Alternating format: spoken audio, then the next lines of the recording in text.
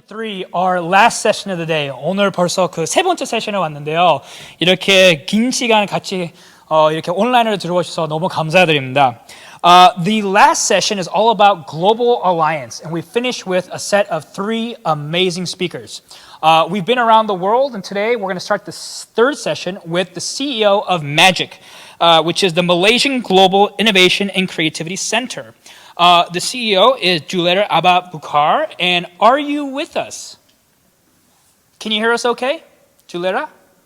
Yes, loud and clear. I think we're coming in right now. She'll be teleconferencing in from Malaysia. And we're getting the indication that she is in the room. Hello, everyone. And thank you for having me. As the host just mentioned, my name is Dzuleira Abu Baker, and I'm the CEO of the Malaysian Global Innovation and Creativity Center, or simply known as MAGIC for short.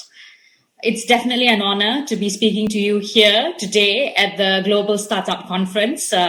Virtually, I think this is great that we're all getting together virtually.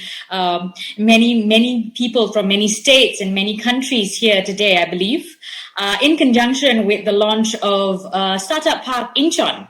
Yeah. I hope that everyone is safe wherever you are, in whichever country that you're watching this from.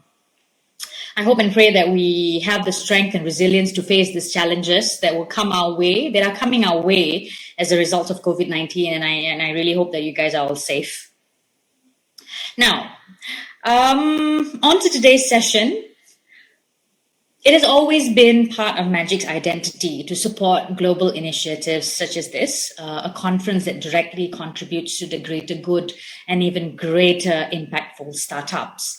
For those who are unfamiliar with us, but thank you, by the way, for the shout out that you gave us earlier. Thank you for that. But for those who are unfamiliar with us, we are an agency, or MAGIC is an agency under the Ministry of Science, Technology and Innovation of Malaysia. Our role really is to empower technology startups and social innovators.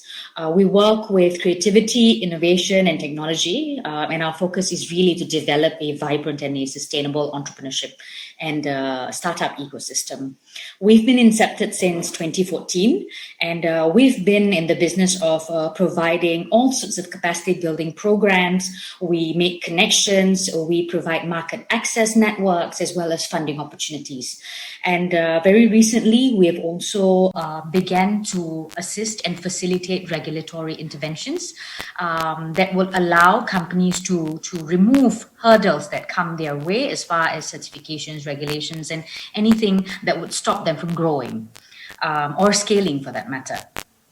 In the last 5 years, we have actually worked with over 100,000 aspiring as well as seasoned entrepreneurs. And in terms of value, we have, we've sort of tabulated that value, and we've actually seen a value creation of over $465 million US. So we, as an agency under the Ministry of Science, Technology and Innovation, we have 5 key roles, really. So I call it the 5Bs. So the first one, we look at building capacity, right? And inculturation of innovation. Second one is back critical innovations that will succeed. The third one, boost participation of key enablers in the ecosystem. Fourth, better socio-economic benefits for Malaysians. And the fifth one is to bridge for tech to accelerate towards commercialization. Now, ladies and gentlemen, and for all of you who are watching us today, COVID-19 has accelerated the need for innovation. The pandemic has created game-changing opportunities for nations to bounce back and establish economic resilience via innovation and creativity. A global alliance, especially a strong one, just like what we have here today, albeit it being virtual, but I think it is a testament of a strong global alliance. It's not just beneficial, but extremely vital in combating the effects and the challenges that's been brought about by COVID-19. It allows the amplifications of efforts and the hard work done by healthcare providers and policymakers of each country only to be solidified into a potential opportunity of exploration. So we could improve things at a grassroots level. And the knowledge sharing between all of this, especially in global stages like this, needs to be enhanced. And I think there is no better time that we should be learning from each other, take on lessons from other nations and see how we can do things better back home. It is to no one's surprise that we have regions of our economy that are heavily impacted because of this crippling effect of the pandemic, and some sectors of our society are struggling to thrive. Just for the information, earlier this year, ever since the World Health Organization declared COVID-19 as a pandemic and the Malaysian government enforced the MCO, back home, Magic, we actually conducted 3 surveys. We conducted 3 surveys throughout the period of the movement control order. The first survey, which was done in the first week, around mid of March, showed that 46% of the startups and enterprises, or SEs as we call it, would collapse if the pandemic stretched beyond 6 months. Now, when we conducted the survey, we looked at the survey as the survey participants as a reflection of the entire ecosystem, because we looked at them as providing valuable feedback and valuable data points that is very representative of the entire ecosystem. And of which we also noted that only 2.9%, under 3%, were actually confident of surviving beyond 12 months. And this was only possible because this very small group of startups or entrepreneurs have actually been in a business where they've secured upfront contracts for a year. And the business model is obviously an online model, which would allow them to operate without interruption given the movement control order. And I think the biggest concern at the time, and I think this would be also it's a common situation in most countries that have imposed the movement control order, as you would restrict any movements, right? And which would heavily impact economic activities, is that these respondents actually reported a decline in sales. So our survey showed that decline in sales was close to 50%. And another 50% actually noted they were just unable to operate. And that actually resulted in many of them going bust. Now, we also did a second survey, which was done 2 weeks into the movement control order, which found out that 64% of the startups, again, experienced decline in revenue. So if you notice that the percentage has just increased week on week and month on month. And again, we did a third and a final survey, which was towards the later part of the movement control order. We realized and we found out that there were only 10%. Actually, it's the other way around. There were only 10% of them that went out of business, right? 10% of all the respondents that responded to us actually went out of business.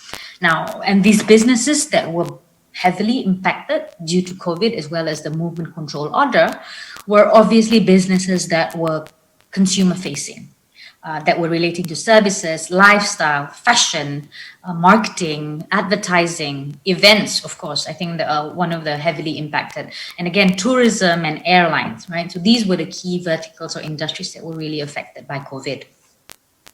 And I think the other huge challenge and a very dire impact arising out of COVID is really the unemployment. The after effects of all of these businesses closing down and losing revenue or decline in revenue is really that the loss in unemployment. Because the first thing that we realize that companies or startups do when they need to cut costs is to let go of people. And we see that even in Malaysia. And of course, we've been reading news throughout the world where even large companies, the bigger conglomerates and multinational companies have been on a cost-cutting mode, which means laying off people. And it's something that we need to look into from a government's perspective. Policies need to be put in place, and it's something that we really need to look into. Now, with many countries in lockdown, it is only natural that we experience a decline in domestic demand and international net exports. Private consumption and private investments have also plunged drastically.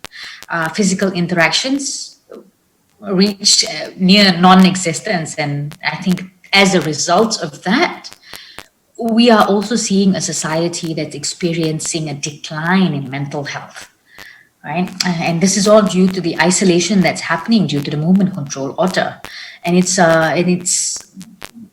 affecting everyone in general, more so entrepreneurs as well as business owners, as they have to battle all the after effects of the economic situation crumbling, resulting in their businesses not doing well. They also need to deal with mental health issues at this point. Again, I think not all of us have all the solutions to solve all challenges caused by the pandemic, which is why we need a strong global alliance. It takes a concerted effort from all corners of society to overcome these problems. The government, through its policies and resource mobilization, the private sector, which brings a wealth of experience and size to make a difference to society, and finally, the startups that are designed to tackle these challenges. I think these are groups of people that we should be paying attention to at this point. Now, the role of Magic here, and other organizations alike, such as those who are here in this conference here today, like the Techstars, SG Innovate, Vivatech, and just to name a few, I think our role is here to connect entities, right? To act as enablers to facilitate the entire value chain of innovation in our respective countries. Again, I'm going back to the point of a strong global alliance. Since our inception, we have connected the dots to the ecosystem and continue to nurture these connections because we believe our most ambitious entrepreneurs can respond to the world's greatest challenges. And to put things in perspective, back home here in Malaysia, Magic has always ingrained the need and culture of collaboration amongst magicians, or what we call ourselves here in Magic. That is what we call ourselves here, to work together beyond designations, beyond team. You know, we just want to look at breaking down the silos, work toward the common goal. Our own Minister of Science, Technology and Innovation, Khairi Jamaluddin, commented in a similar sentiment on the silo method during his keynote address at a recent Malaysian digitalization conference. He said, and I quote, that in 2015, there were 81 policies, of which 56 were related to science, technology, and innovation, with many agencies, with over 400 agencies promoting and implementing them. And it is only natural that we have a silo arising out of that. So this has left Malaysia with a serious problem in terms of digital and tech adoption. We're currently in 41 out of 180 countries on the Digital Adoption Index. Different ministries will procure different things without grand blueprint in mind for the Malaysian tech ecosystem. And this is why the minister's sentiment is why we at Magic, we branch out, we connect with other agencies and organizations to avoid working in silos. We want to fill the gap and we want to work within our value proposition that we are actually working towards. We believe that expertise happens in specialization by actually opening up doors, and implying an open door mindset and setting the gestures. Is an example of extending the branch outwards from Magic. We aim to map the available resources from both government as well as the private sector. And this is also to ensure that these resources are funneled to the startups as well as other social innovation entities efficiently. Now, as we continue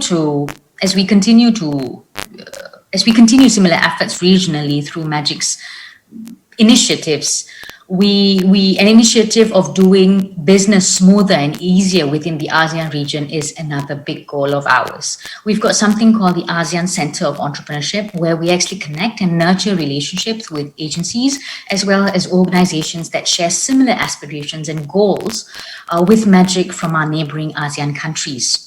Our goal, we look at exchanging resources, information, knowledge, updates on a regular interval. Meanwhile, on the global startup ecosystem landscape, we have actually partnered with numerous award-winning organizations and agencies that are leading up startup ecosystem players in their respective countries. This can be seen through our flagship program, which is the Global Accelerator Program, which is actually in its fourth cohort. And due to the COVID pandemic, we had actually moved it into the virtual platform. In the past, it was actually a physical accelerator program, which we actually attracted entrepreneurs from all over the world. It's a global program with physical presence in Malaysia. For this year, we are running it virtually, and we still have strong international partners who have actually chimed in virtually. So we've got international VC firms such as 500 Startups, Gobi Partners, Golden Gate Ventures, and many more who are part of this cohort to provide mentorship, support, as well as future investments to our cohort. Ladies and gentlemen, as an example to what I've just shared earlier about our global alliance again, one of our other key efforts is to build relationships through some of our other programs, such as the Global Market Fit program. Now, this program is designed to focus on global expansion. For now, we're actually running it online. So as it stands, it will be an online forum for Malaysian startups to explore and acquire foreign market access and network in countries within and outside Asia. This year, we're bringing together participants to virtually connect with our counterparts and partners in Taiwan, Europe, India, and India. Again, so GMP aims to assist Malaysian startups in navigating the common obstacles when expanding to other countries by collaborating with partners to establish bilateral launchpads to expedite the global expansion of both Malaysian and foreign startups by introducing access to a wide range of partners and corporates. So just like we have an outbound program, we also have an inbound program. We call that the My Startup Hub, where we actually attract global startups, innovative global startups, to come to Malaysia and relocate and establish their business hubs in Malaysia. So again, due to the whole global situation at this point, this year we're launching it as a learning platform where international startups can learn about Malaysia and how to set up in Malaysia. And when the situation improves, we are looking to make this collaboration a physical one. Now, this aligns perfectly towards Malaysia's global efforts, as Malaysia was ranked in the top 10 emerging ecosystem in performance and the top 20 emerging ecosystem in talent, according to the Global Startup Ecosystem Report 2020. And this was done by Startup Genome. This study also rated Malaysia as an ideal startup location, citing low prices as well as high quality life and expertise, fast track visas, strong government support, and as a primary reason for entrepreneurs to be able to look at Malaysia as another launchpad in that sense. Now, by now you're probably wondering how we do this quickly, or how do we coordinate these efforts?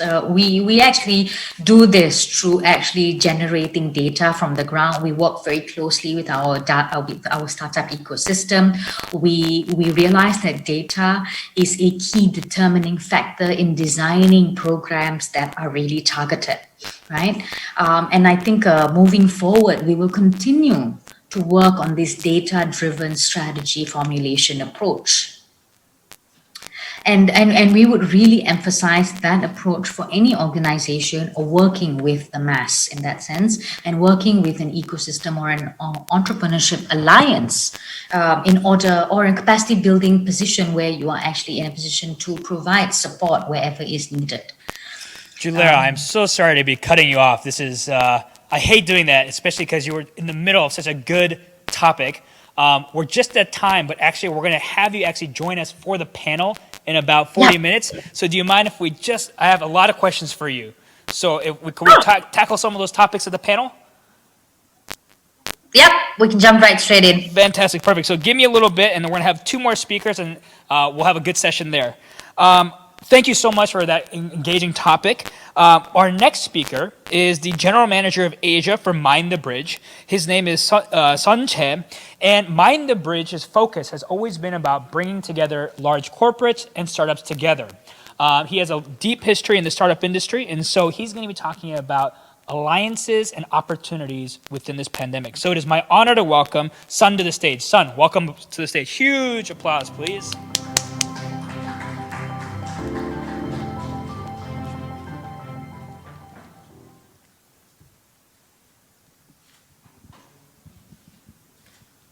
Hi everyone, this is Sun Choi. I am General Manager of Asian region at Mind the Bridge. Thank you, Mike, for the introduction of Mind the Bridge. It is an honor to speak at the Connect 2020. So this crisis made me come back to Korea earlier than I planned. So it turned out to be an astonishing experience for me. So COVID-19 actually is giving a lot of worries to many people, companies, and countries. But as we did in the history, we survived and adapt to the situation. So everyone should have entrepreneurship mindset, finding a global opportunity from the global crisis. So today, I'll talk about global opportunity for startups and global companies, how to find them, how to work with them, how to collaborate with them.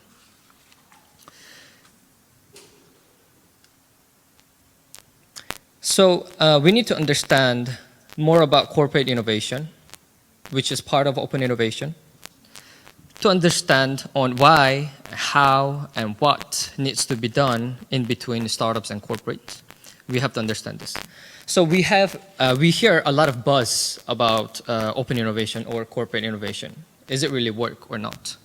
So the fact is, yes, it works. Corporates admit they need to collaborate with startups, and 61% of the corporates say they must collaborate with startups to survive. And 85% of corporates see potential in collaboration with startups. So the fiction of which is corporates and startups are not aligned is wrong. So you also can see some of the survey results. The reason why startups working with corporates, number one, is the access to customer or to a new market, or business development for the second reason. Third reason, financial reasons, including investment. And third, visibility to expose themselves to the market or to the people and media. And there are other reasons as well. So let's take deeper look in corporate innovation. And I'm going to use corporate venturing for this time. And corporate venturing, it means collaboration between established corporates, which is global companies, and innovative startups. And this framework on the left, so corporate venturing is part of open innovation.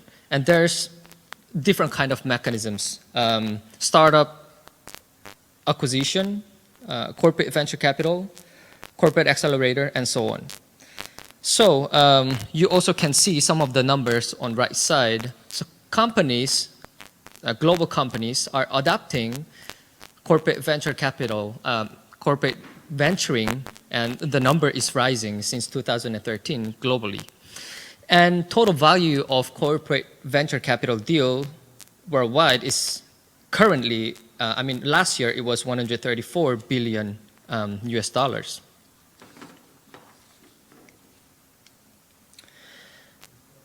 The graph showing on the right elaborates the corporate venturing mechanisms by capital, time, and opportunity.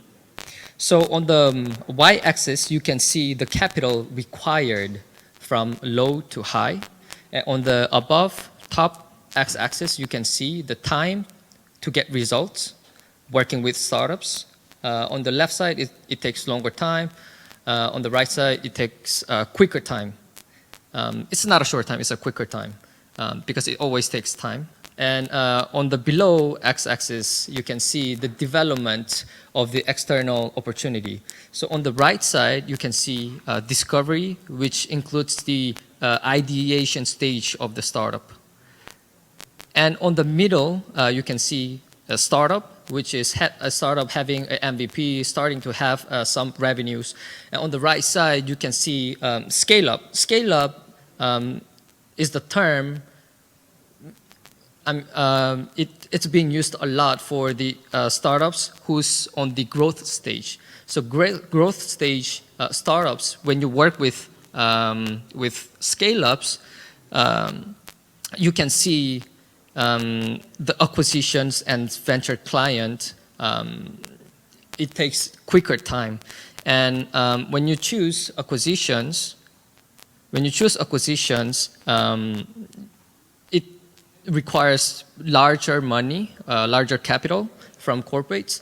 And when you choose venture client, it requires less money. So by the way, venture client, this means so global companies becoming a client of a scale-up, which has an innovative technology in the market.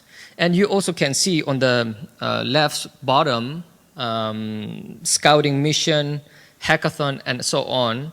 This part is including the discovery stage. So that's why it takes longer time, but it requires less money. As a startup, you are lucky. So we heard a lot of things today about open innovation and corporations and stuff.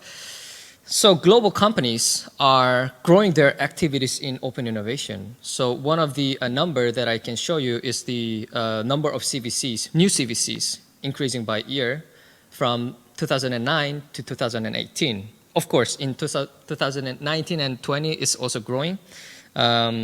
But as you can see, the numbers keep growing, so you have more pool of corporates to work with as a startup. And on the headlines, you can see some of the examples. Goodyear launches $100 million of CVC. UBS starting their own CVC.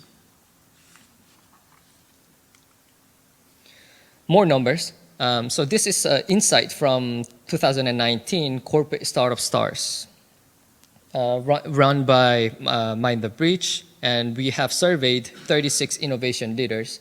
68% of them are saying that they have dedicated CVC fund, and 16% of them are saying they invest into startups off their balance sheet, and 6%, very little, do not invest in startups. And on the graph on the left side, it's the amount invested in startups per year. And the important part is the median. The median is 1 million to 10 million euros.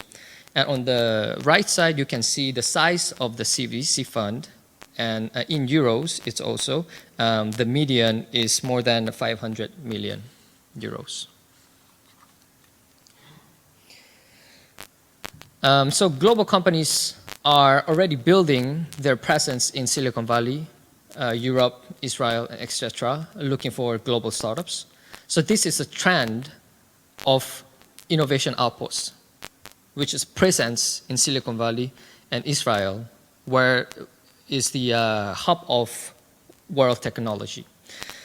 So at Mind the Breach, this is the report from Mind the Breach, and when we classify the corporate innovation, we make it into 4 different types. You can see on the bottom, innovation antenna. So innovation antenna is having 1 or 2 people staying in a co-working space or their sales office and finding startups, innovative startups, and they report back to headquarters. An innovation lab, this means having an office of doing incubation or corporate accelerations. An R&D center is an office where they make an initial production and prototyping, as well as having a vertical research team. CVC is corporate venture capital, where they invest into startups. So in around 10 years, the number of the outposts is increasing more and more. So this shows that global companies are looking for more innovative tech startups. And it clearly shows that the tech startups have more pull to make deals with global companies.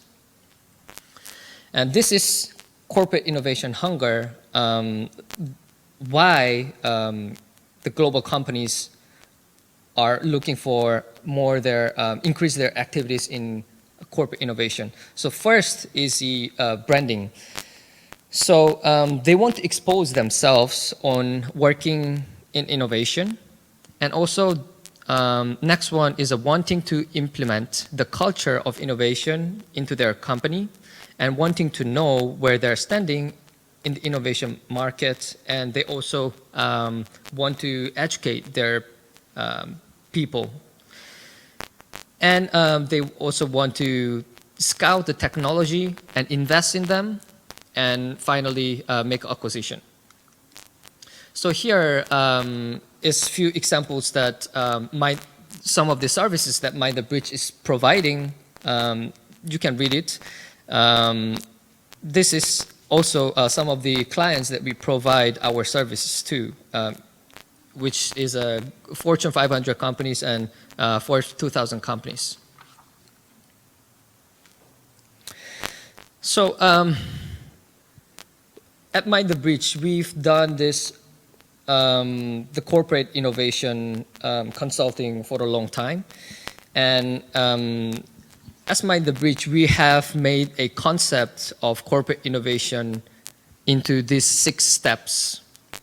So from number 1 to 3 is finding tech scale-ups. I'm not going to use startups because it takes longer time to work with startups, so I will use the term scale-ups.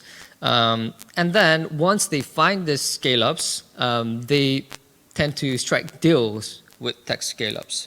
So number 4 is procurement, where they have proof of concept contract, licensing, distribution contract. And after they validate the technology and the business, they invest into that scale-up. And then they sometimes make acquisitions. So here, let me share one success stories from our client NL. So NL implemented the concept of finding startup, having a proof of concept contract, and validated the technology and acquired the company. NL is the 2nd largest power company in the world by revenue, and NL was looking for a solution that could support its entrance to electric mobility market. So in order to find tech scale-ups, NL chose Mind the Bridge as a tech scouting vendor because we have a large pool of a global network and expertise. And Mind the Bridge scouted more than 40 scale-ups and filtered down to 8. And NL's e-solution business unit and the 8 startups had one-on-one meeting at Mind the Bridge bootcamp and started the POC contract with eMotorWorks. eMotorWorks, by the way, is a company has a smart grid electric vehicle solutions. And the POC was successful, and a year later, NL decided to buy the company. So, by the way, Mind the Bridge, we supported NL to have more than 300 POCs in 4 years. So, startup, I mean, you have a lot of this kind of global companies, so you can take a look which companies are active. So global companies are always looking for new startups. However, it's not easy to find a good quality startups. So at Mind the Breach, that's why we started this Scale Up Summit, which is a deal-oriented summit.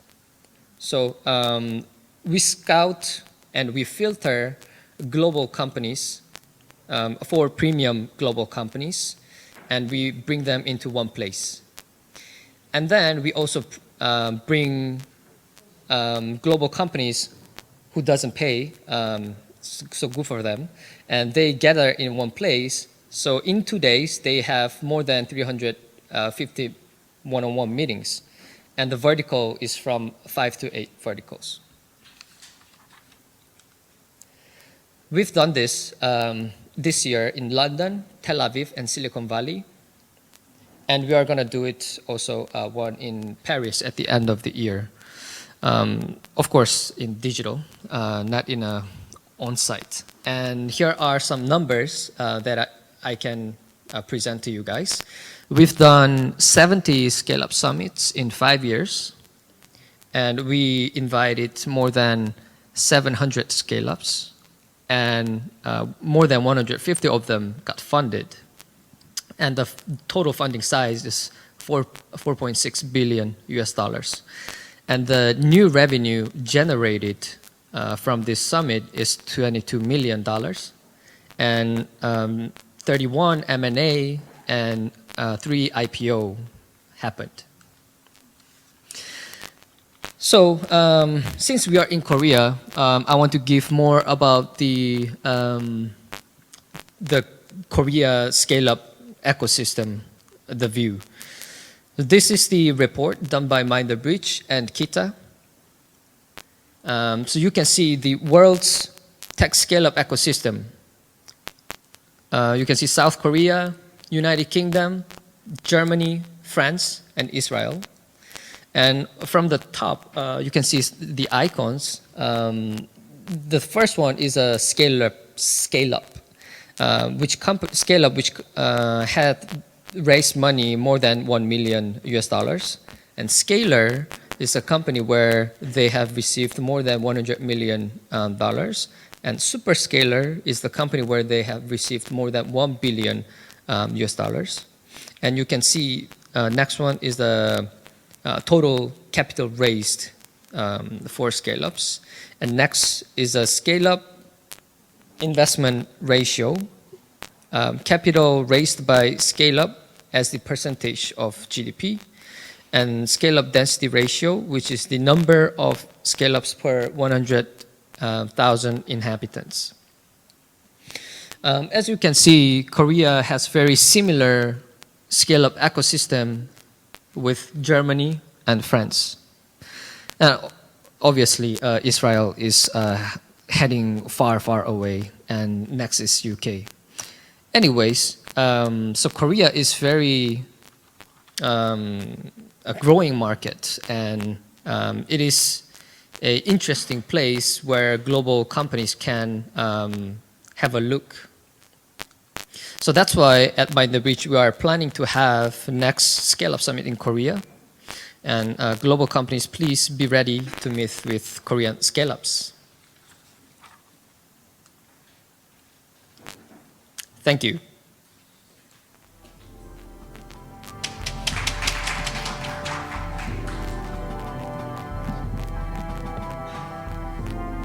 All right. Son, thank you so much for your talk. I appreciate that. It's hard to believe, but we are at our final speaker. 너무 아쉽지만 벌써 이제 마지막 스피커로 왔는데요.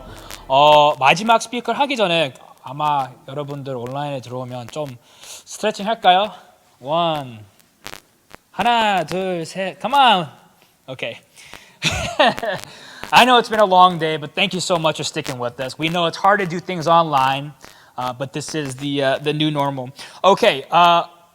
Partnerships, alliances, coming together. How do we work together in a time of a pandemic? We're very lucky to have Vincent join us. He's the head of partnerships and startups at Vivatech. Vincent, I believe you are joining us from Paris?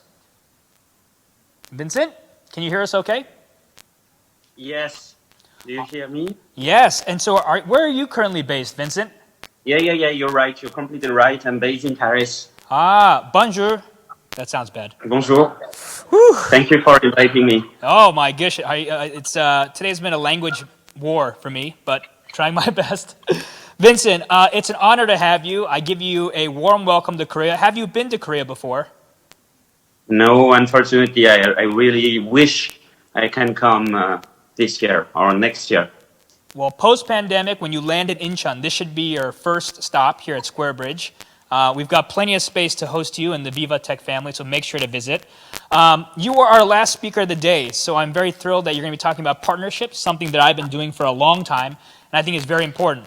So I'm going to hand it off to you to talk about how we build alliances and what you do at Vivatech. Thank you, Vincent. So thank you so much, and thank you for inviting me and joining this wonderful conference today. So I was listening to the last two speakers, and I was saying to myself that we are currently really living the same thing regarding the pandemic situation and regarding the opportunities and what we can do during this pandemic. So maybe let's give me a little bit of context about why and how we see things at Vivatech. Just reminding you that Vivatech is the biggest tech and startup event in Europe. Of course, 2020 is really complicated as well in Europe. So it didn't take place this year for 2020. But in 2019, just to give you a hint of what it was 124,000 people joining, with a lot of people coming from abroad and overseas, especially from Asia, for instance, and of course the US and North America as well. It's a global event dedicated to innovation, open innovation as well, which was presented in the two last presentation. Our main motto, our main mission is really to gather under one roof all the actors of innovation, which means corporates from big groups. We have really wonderful and global brands at Vivatech, like LVMH in luxury, for instance, as well as Huawei from China in telecommunications, but we have many more. So corporates on the one side, as well as investors, VCs, global VC funds from overseas and European VC funds as well. And of course, the startups. And I do appreciate what was said in the last two sessions as well, startups, but scale-ups as well, which means startups that are able to scale and that are able to reach a global market. And what we do is help them collaborate and foster innovation. Innovation not only in the business way, business is very important to Vivatech, but also for the common good, which means we try to find a happy medium, to strike a happy medium between business issues and the common good, meaning to have a better impact, for instance, in the environment and on the planet. Today, it's true that the COVID-19 crisis is having a short-term negative impact, especially in Europe. I just wanted to give you a little vision about Europe. I think Europe is maybe the continent that is the most impacted by this crisis. Just to give you some overview of that, there is a big shift in practices here in Europe. Of course, it's global. It's also in Asia, in the US, but remote work, for instance, here in Europe, it's been multiplied by 4 during the crisis. So in only a few months. The users of Zoom that we use today, for instance, it's been multiplied by 5. If you look at health tech, for instance, medical consultations online, they didn't even exist. It was like really a few consultations before the crisis. So it's been multiplied by 10, by 20. And even the contactless payments. I know that in Asia it's something that is really common, but it was not the case in Europe before the crisis. It's now 75% of all the payments in Europe. I mean, in a country like France, it's really been exploding during the crisis. So this context to tell you that maybe Europe is a good place to try to analyze what is really coming on the short and the medium term regarding business and how we can do. So as I was saying, there is a short-term negative impact. It's clear. We see that there was really a cash flow drop during the first months regarding startups and scale-ups. Although some of the startups in Europe still raise money, it's been very complicated. But the paradox, and something that I want to point out, and I will explain after that how we do at Vivatech to accelerate the movement, is that in Europe we clearly saw during the last crisis in 2009, the financial crisis, that it was actually the tech sector that revived the real economy and became, at the point, the largest contributor in terms of growth and in terms of employment in Europe. So we at Vivatech are convinced that this trend will be even more important, even more apparent during and after the crisis. And in our opinion at Vivatech, we think that this crisis is really pushing the companies to transform themselves. And we are here to help them do that. I was mentioning some of our corporate partners. We are convinced that LVMH, for instance, but other partners, they will accelerate their digital transformation. Also, they will accelerate their business model transformation, because digital transformation and business model transformation are completely linked. And something last but not least, which is really important in our vision and our opinion, is that they will seek to be profitable more quickly, as well as being more meaningful. That's why we call Vivatech this in answer to both business and impact or tech for good issues. However, I want to say that this current crisis also highlights the issue of the European continent. And I know that when you invited me to talk, you wanted to have this vision of Europe. It's not only France, because Vivatech is really at the heart of Europe business and Europe tech trends. The issue for Europe is simple. It's all about sovereignty. You know that we have a real issue regarding the capacity to scale.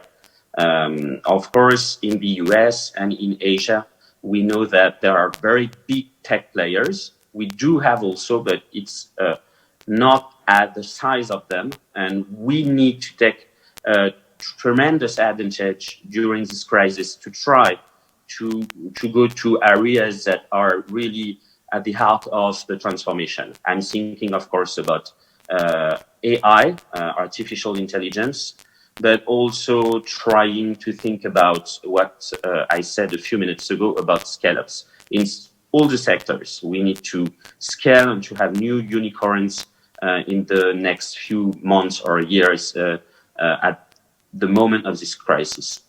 One of the most maybe notable developments also in Europe at the moment and during this crisis, and that we try to help do that at Vivatech at the moment, is the quest for meaning. Founders of startups, of scale-ups, of unicorns, they seek more meaning in what they do, but also the talents, not only the founders, the people that seek a job, for instance, they really want to have more meaning and to be more meaningful in what they do in their job. So that's something that we try to accompany at Vivatech by hiring them in the event, by inviting them to talk, to be present. And we also have this specificity in Europe to have more and more scale-ups that are in this area of meaning. I'm thinking about back market, for instance, the scale-up back market, on the scale-up insect, for instance, in two different sectors that really help reunite, which is not that simple, business scaling, as well as having a positive impact on the society. So now, at this point, you may wonder what we concretely do and what we want to do at Vivatech to help the business grow again, as I gave a context regarding Europe, which is not simple at the moment, but we think that there will be capacity to react soon. What we do concretely at Vivatech and what we want to do in the next edition, which will take place June 2021. We are really think that we will be able to organize this new edition in 2021 and that it will be hybrid, which means that there will be physical presence as well as, of course, just like today, digital presence through a lot of possibilities. So since the first edition, Vivatech is really committed to help business grow. And that's something that we really continue to do. We think that we can probably divide into three things what people seek at an event like Vivatech, which means what they really value as something that helps them to grow, and maybe in this current crisis, to grow again when there was a drop during a few months. The first thing is connection, really events, just like today, for instance, but at an event like Vivatech, which is the biggest startup and tech event in Europe, it's, of course, help people connect, gather and connect with a large community. And this community is composed of corporates, because open innovation is all about corporate presence, startups, which give the trend about a sector, and investors, because investors are here to, of course, help raise money and help grow the startups. So that's what we will do again, and we will do it in a hybrid way. We think that it will not be back as before, after the crisis, which means we will not be back at the 2019 situation. We were, and it was great, but we were only physical. It will not be back at this situation, and we will try to make the utmost of hybrid connections. The second thing, which is really important in a context like this COVID-19 crisis, is inspiration. It was very important before, because of course the world is transforming very, very fast, and it's not very, very simple to understand all the trends in all the sectors, but it will be even more important now during the crisis and after the crisis. As I said during my introduction, we have seen unprecedented trends during this crisis. The Zoom users, the payments online, and a lot of them. So what we try to do at Vivatech is, for instance, speak people that are from different backgrounds. It's really important to hear, for instance, during panels, people that are corporate leaders, but at the same time, a startup, a scale-up, a VC, someone who is from academics, meaning a thinker.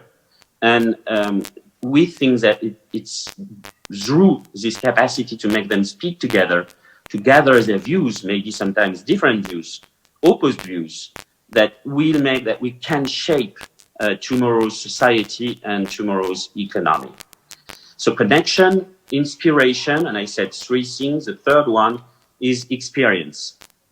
Nothing is like experience, and maybe only events can really show and make feel what is really the innovation.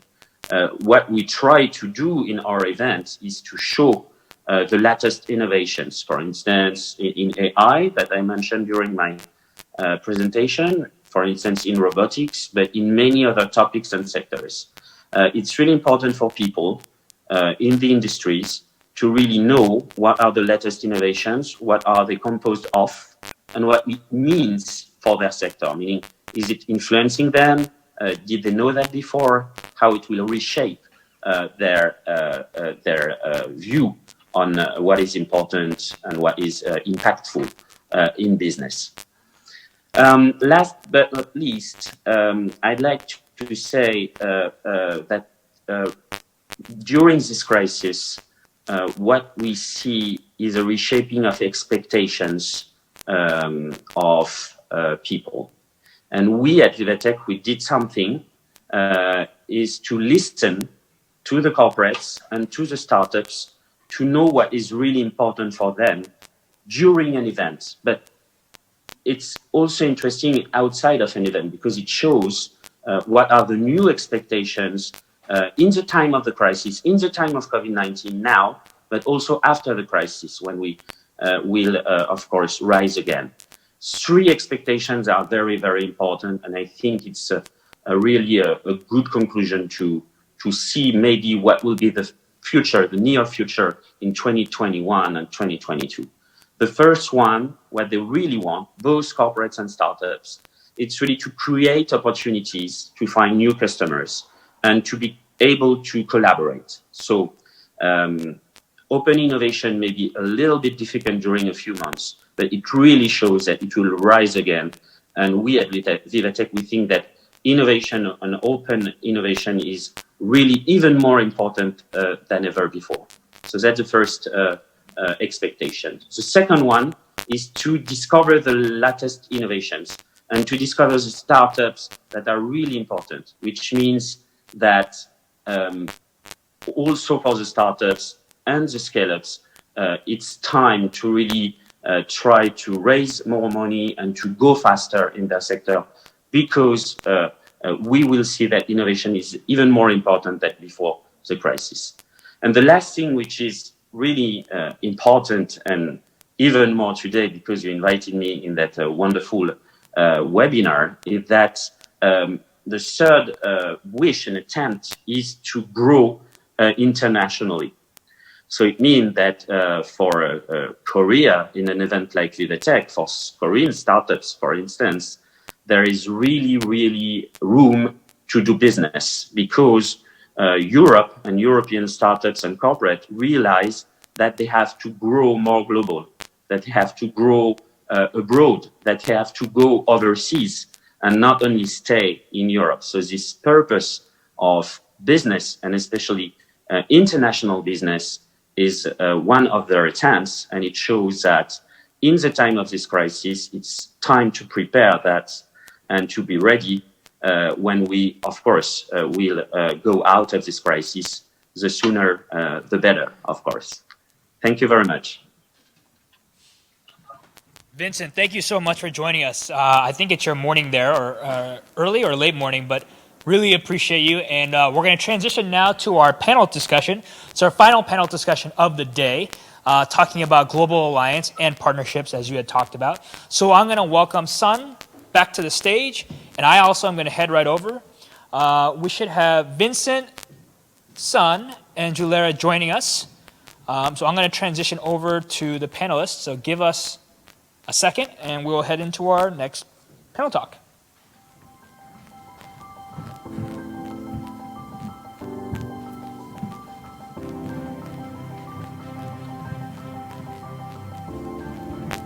All right, here you go. We are at the end of the road. A lot to cover because that was a pretty meaty topic. Dzuleira and Vincent, can you hear us okay? Perfectly. Yes, loud and clear. Awesome. So we got Korea, Malaysia, and France on the line. So we have questions that came online, but we also have questions that may come from the audience. But I just wanted to start with this. Dzuleira, you had brought up a topic about not working in silos, which I couldn't agree more.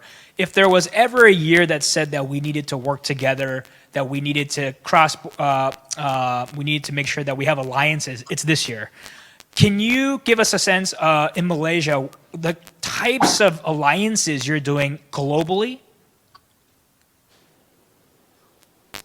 Hi, sorry about that. No worries.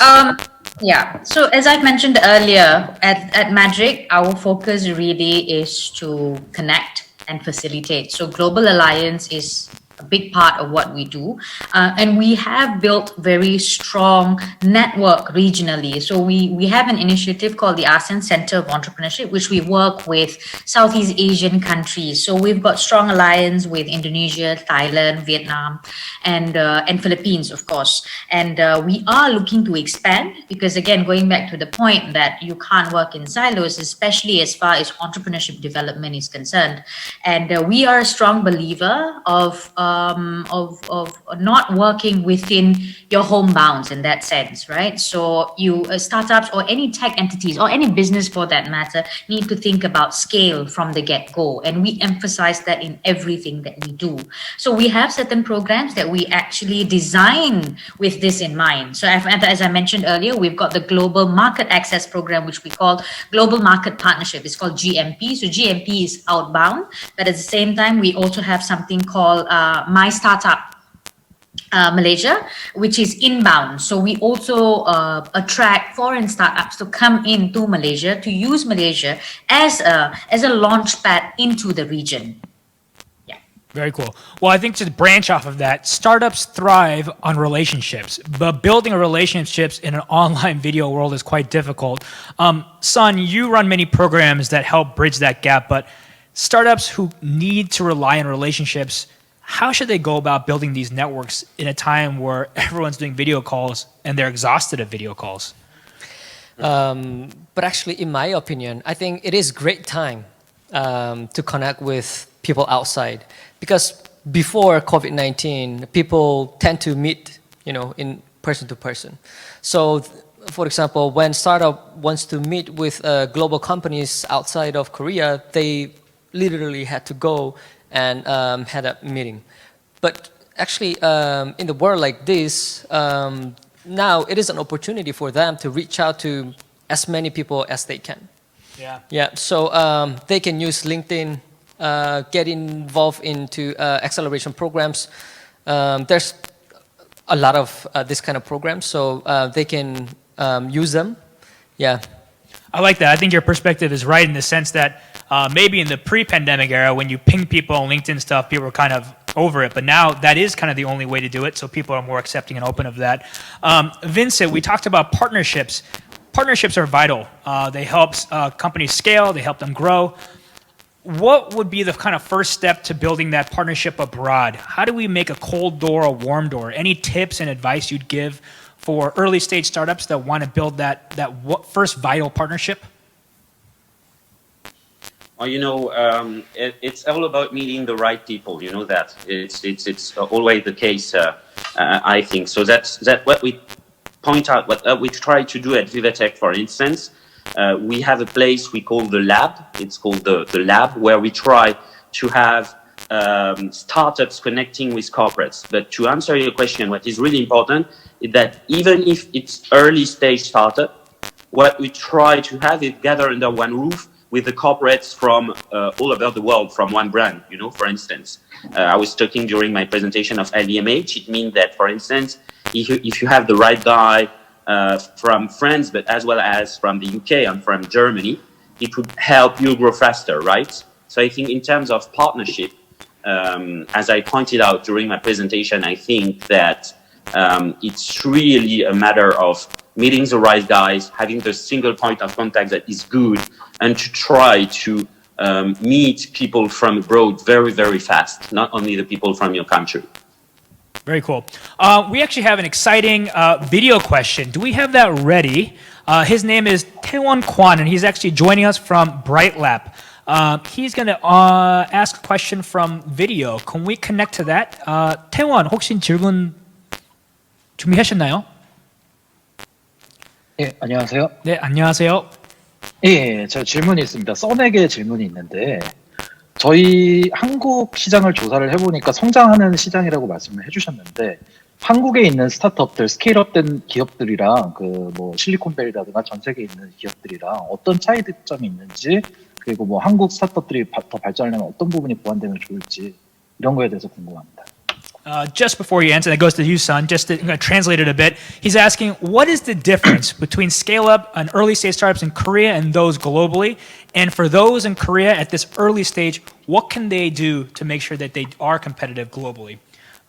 Actually, that's a great question for everyone, but I'm going to start with you, Sun. So since he asked questions in Korean, I'll answer in Korean. Please.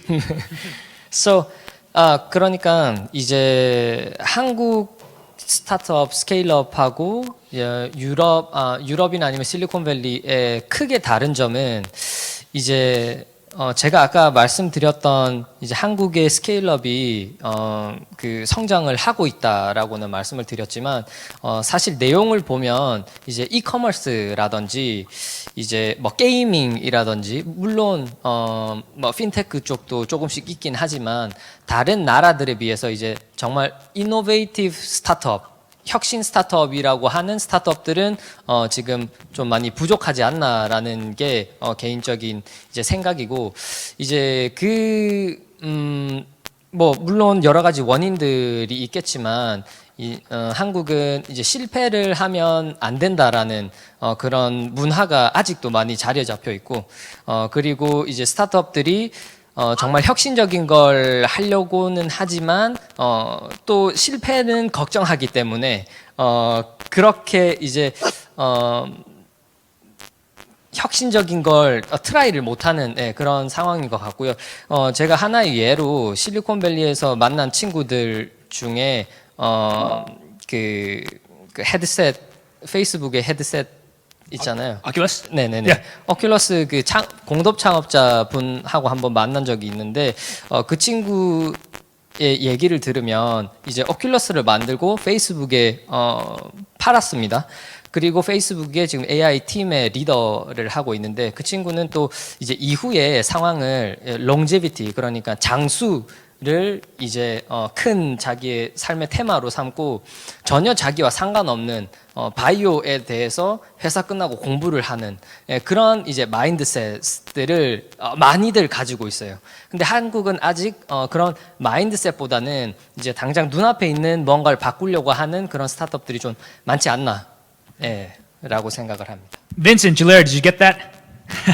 Let me try to summarize real quickly. So the question, obviously, what are the differences in early stage startups in Korea and those abroad? I think there are many things, but one of the things that you brought up was Korea does have some industries like gaming or e-commerce that it is uniquely more forward than in other countries.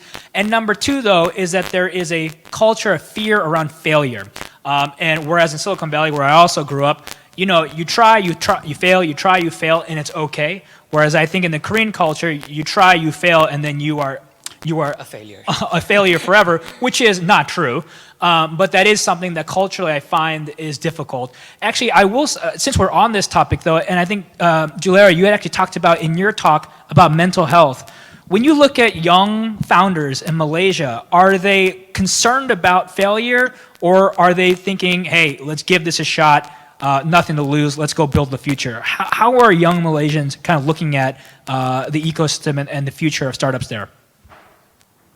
That's a very interesting question, but I think the Malaysian pool in that sense is a bit diverse. We have those risk takers as well as those who are a little bit more risk averse. But I think generally we need to fall back to the Asian culture where failure is actually not too how do you say, not too accepted. It's really ingrained in our culture. So I think Malaysia being very much Asian in culture, that's really what's happening. But I think what's interesting is that we see more and more entrepreneurs breaking that mold, right? Trying to get out and take more risk and becoming a little bit more bold. Some even leave their, cushy, comfortable jobs to go out and start entrepreneurial ventures because they believe in what they do and they believe that they're creating a solution that's really addressing a real problem, right? So they believe in the long-term impact of what they're doing. I think that's what's important. And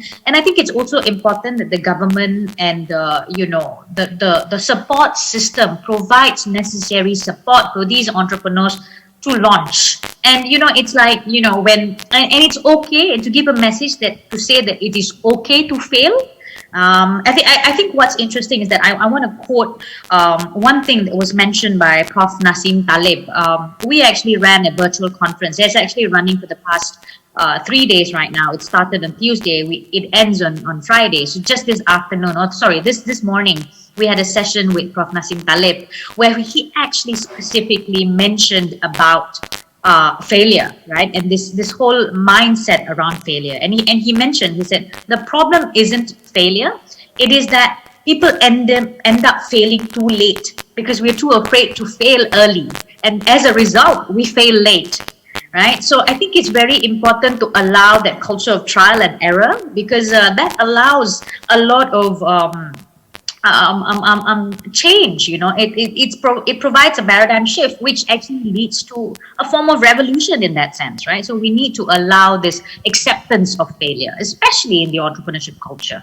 I couldn't agree more, and I echo your comments. And I think that it's not just in Korea, but I think maybe a cultural thing in Asia where there is a fear of taking that chance because you think it will be labeled that. I will toss it over to Vincent, though. In Europe, do you find that there's more of a desire to take that risk, or do you think it's also very similar? You know, it's a very interesting question. As I was listening to visions of other countries, it's always really interesting to know. Just to give you an example, in France, we don't talk in our French words about venture capital. You know that in the US, for instance, in the Valley, in the UK, you will say this is venture capital, and VC is a contraction of venture capitalist, right? Here in France, usually we talk about risk capital. And words mean a lot, you know what I mean, in the culture. And as you pointed out, that maybe in Korea it's the same as in France, that normally there is a culture of risk where if you take risk and you lose, you really lose a lot, and not only money. You lose because there is a bit of a lack of culture of risk, and there is also a culture of if you risk and you lose, it's bad. So let's say very concretely. However, still, I think it's changing. It's changing because before the crisis and now in this crisis that is very deep and complicated for Europeans, there is a wish of a new generation to take more risks.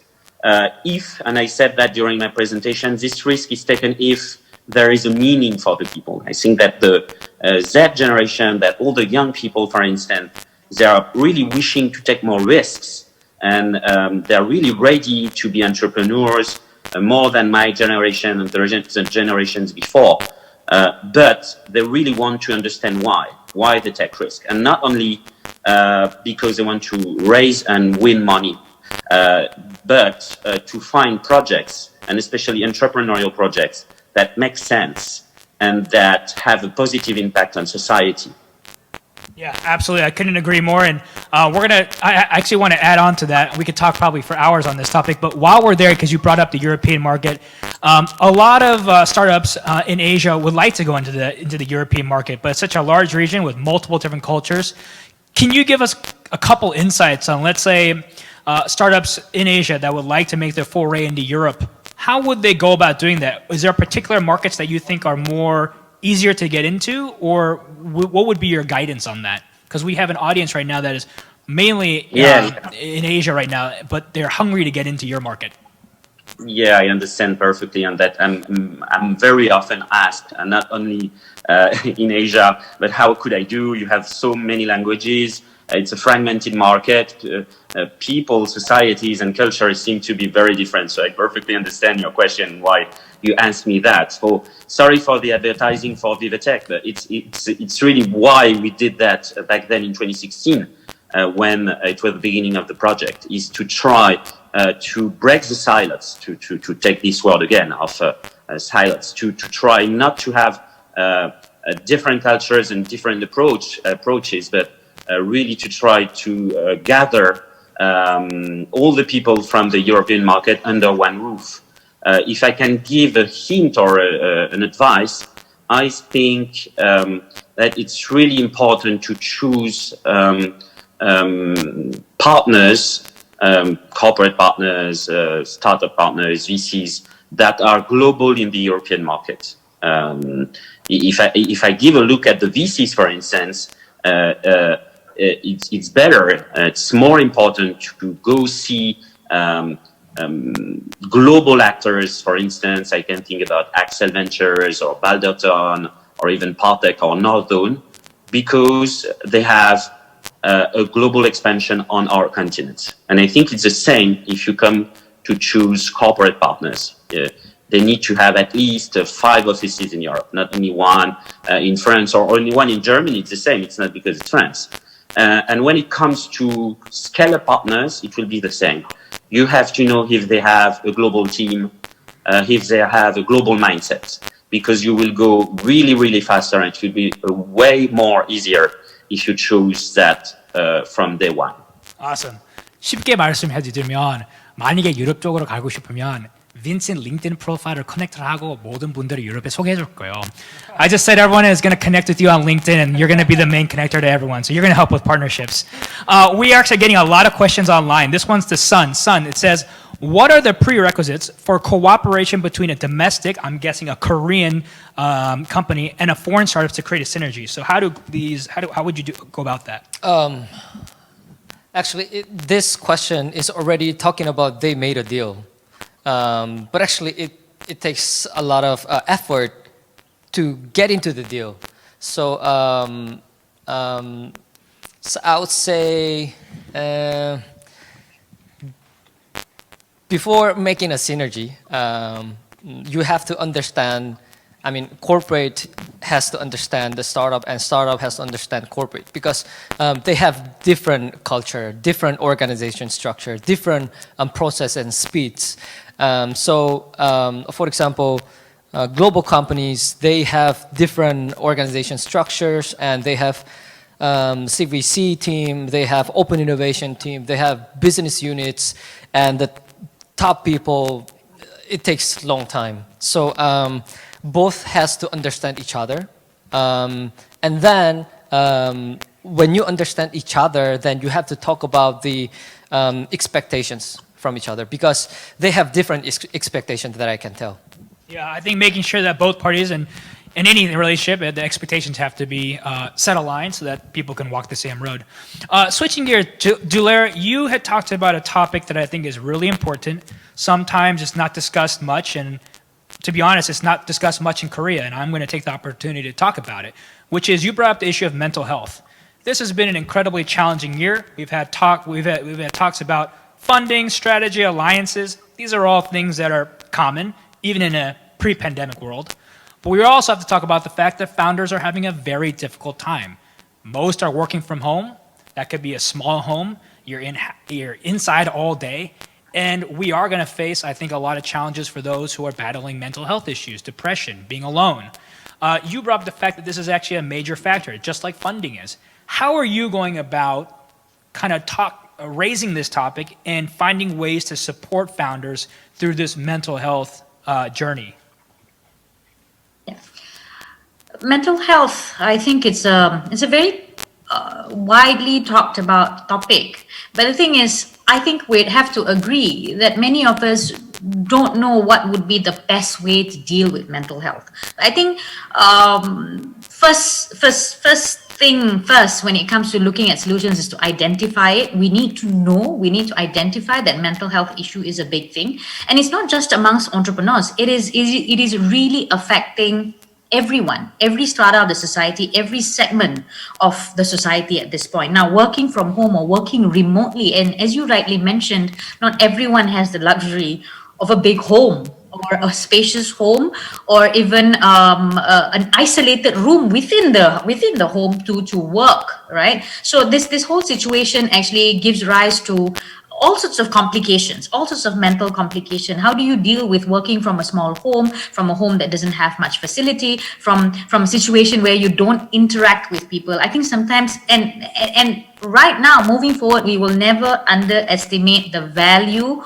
or the importance of human interaction. I think before this, people are okay to be introverts. They're like, you know what, I don't want to deal with people. I'm fine being on my own. But I think moving forward from COVID, the first thing that would come out is that people will value this interaction. I think first thing first, even within our own organization, even in where we work here in Malaysia, we try and have a lot more engagements. Although we don't see each other physically, we try and have a lot more engagements online to ensure that people are socially connected, right? So this distance does not mean that you are not connected socially. All we're saying is that perhaps physical connection or physical distance is needed, but social connection is still needed.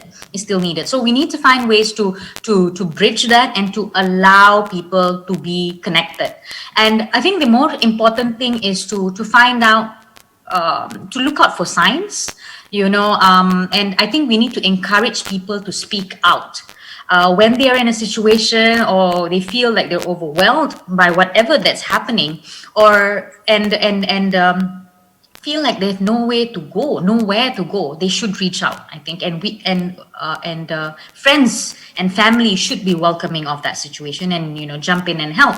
Now, similarly, from an entrepreneur's perspective, I think it's very important to have your community more so now. So you can't have physical community, you can't have physical gatherings, but I think you need to still leverage on digital connectivity to ensure that you're socially connected.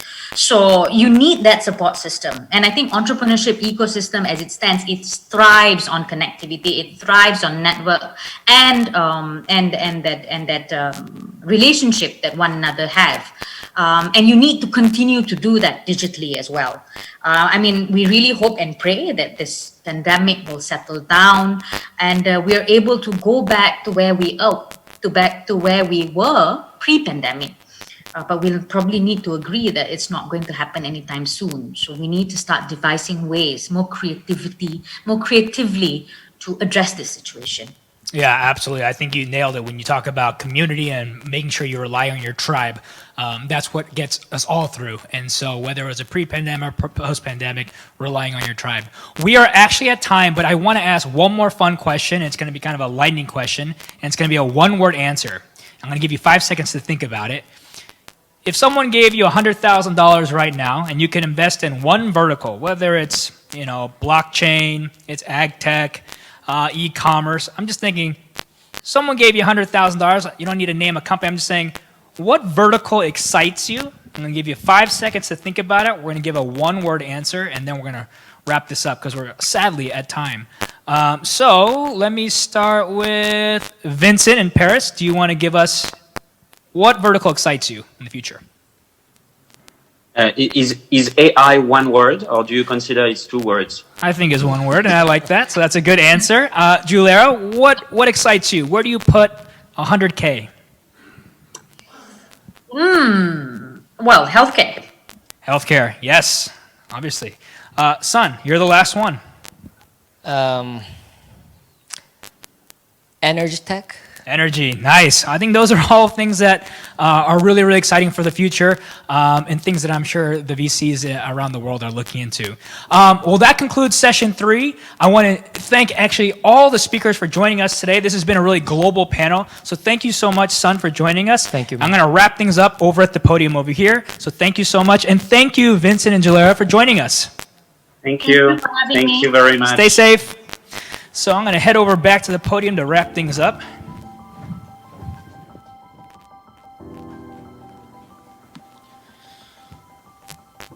Okay, that was quite a day. 오늘 이렇게 긴 시간에 같이 시간 보내주셔서 너무 감사하고요. 온라인으로 이렇게 진행하는 게 힘들지만 혹시 내년은 이제 뭐 백신이 나오면 내년은 같이 송도에서 여기서 다 같이 함께 할 수 있으면 좋겠어요. A few things as I wrap things up. I think there's 2 things. One is we have to recognize, as Dzuleira just said, it's been an incredibly challenging year for all. And we can accept that. And so one of the things around mental health is just making sure that we take care of one another. And number 2, that brings me to my last point. No one ever builds the future alone. All day we talked about alliances, partnerships, funding, working together. And that's the excitement about startups. People in startups dare to dream big. They take the chance to do something and build something that doesn't exist yet. And that's what this conference was all about. The Connect 2020 conference brought people together who thought tomorrow could be better. And so next year, I have huge hopes that in 2021, we will be back here in Songdo, continuing to build on the innovation that we have this year. And it's my pleasure to have been your MC today, and I wish you all good health. Thank you so much, and have a happy holidays in the future. Thank you, guys.